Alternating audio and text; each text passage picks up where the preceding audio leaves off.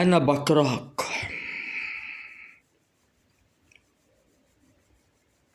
ومش هتجوز مصرية.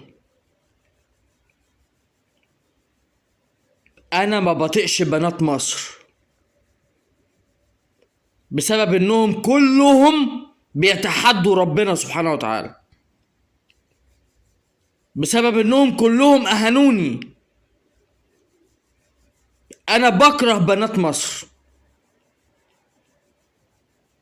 بنات المسلمات المحجبات الفاجرات.